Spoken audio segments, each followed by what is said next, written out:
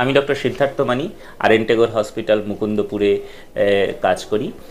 আপনাদের সাথে মাঝে মাঝে বিভিন্ন বিষয় নিয়ে আলোচনা হয়। এর আগে আমি অনেক ডিটেলে আপনাদের সাথে অ্যাঞ্জিওপ্লাস্টি, স্টেন্ট, তার প্রসিডিওরস, কাদের ক্ষেত্রে অ্যাঞ্জিওপ্লাস্টি লাগে বা তার সাবধানতা, এগুলি অনেক আলোচনা করেছি।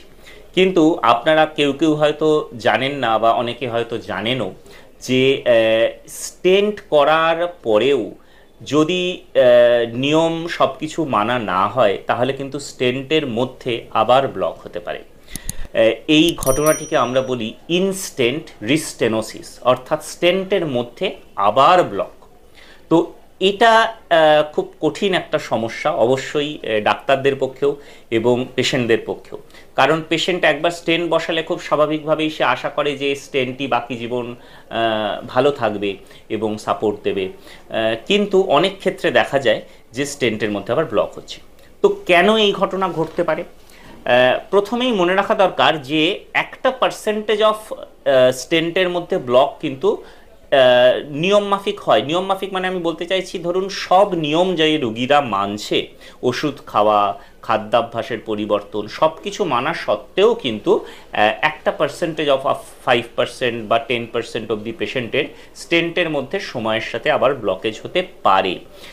এটার কারণ অবশ্যই যে একটা মেটাল শরীরে বসানো হচ্ছে এবং সেই মেটালের মধ্যে দিয়ে দীর্ঘদিনব্যাপী রক্ত যেতে যেতে সেল বা কোষ জমতে জমতে বাড়তে বাড়তে আবার নতুন করে ব্লক হওয়া।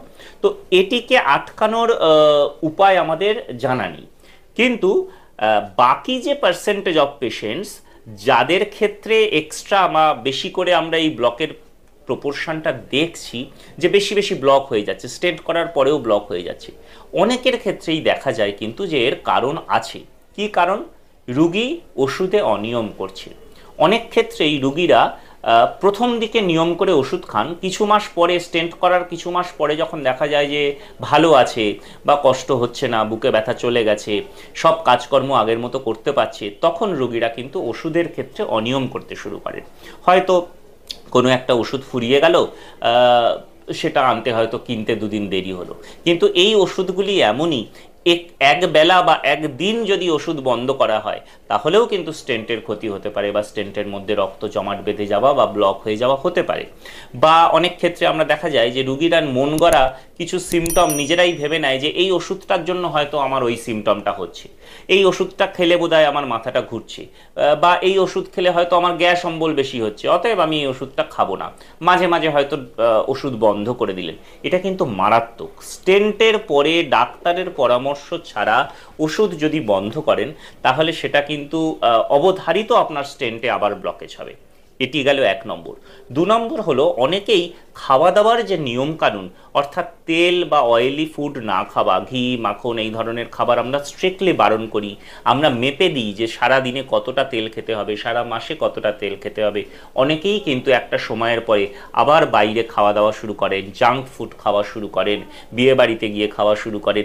এগুলোকে কিন্তু অবশ্যই খুব ইম্পর্টেন্ট কারণ স্টেন্টের মধ্যে ব্লক হওয়ার। 3 নম্বর কারণ বলবো ধূমপান।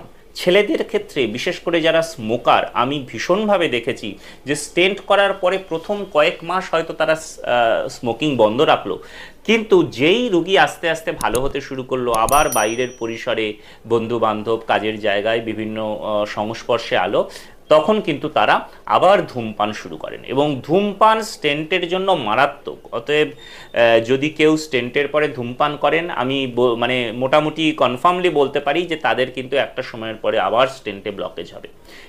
এগুলি কিন্তু সাবধানে মানে আমাদের সচেতন থাকতে হবে এই বিষয়গুলি নিয়ে। এছাড়া অবশ্যই আপনার কোলেস্টেরল, আপনার ব্লাড সুগার লেভেল, আপনার প্রেশার, এগুলিকে কন্ট্রোলে রাখতে হবে। অতএব আপনি স্টেন্ট করলেন, খাওয়া দাওয়ার নিয়মও মানছেন, কিন্তু আপনার কোলেস্টেরলটা হাই রয়েছে বা আপনার ডায়াবেটিসটা হাই রয়েছে, তাহলে তো অবশ্যই স্টেন্টের মধ্যে ব্লকেজ হবে। তাহলে এই সমস্ত কিছু মানার পরে ধরে নেওয়া যেতে পারে যে 90% রোগীর ক্ষেত্রে কিন্তু স্টেন্টের মধ্যে আর ব্লকেজ হবে না। এবারে সেকেন্ড পার্টে জাস্ট একটু বলি যে যদি ব্লকেজ হয়ে গেছে তাহলে তারা কি করবেন। তাহলে সেক্ষেত্রে আমাদের অত ভয় পাওয়ার কিছু নেই, কারণ এখন অনেক উন্নত পদ্ধতি বেরিয়ে গেছে।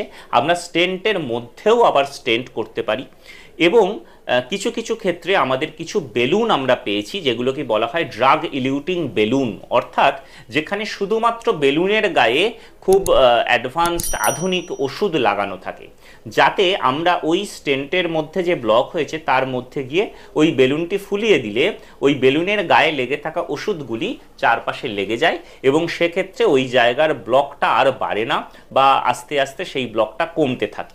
এবং এইভাবে কিন্তু আমরা অনেক সময় আবার স্টেন্ট করাটা অ্যাভয়েড করি।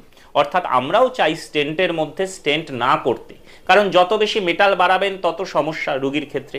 তাই আমরা স্টেন্টের মধ্যে শুধুমাত্র এই ড্রাগ ইলিউটিং বেলুন করেও অনেক সময় এর চিকিৎসা করি। কিন্তু অবশ্যই আমি আশা করব যে আপনারা সমস্ত নিয়মকানুন মানবেন, যাতে স্টেন্টের মধ্যে আবার ব্লকেজ না হয়, কারণ সবসময় সেটা আপনাদের পক্ষেও ক্ষতিকারক, খরচ সাপেক্ষ অবশ্যই, এবং ডাক্তারের ক্ষেত্রেও সেটা টেকনিক্যালি ডিফিকাল্ট না। একটা সহজ স্টেন্টিং করা আর একটা স্টেন্টের মধ্যে আবার স্টেন্টিং করা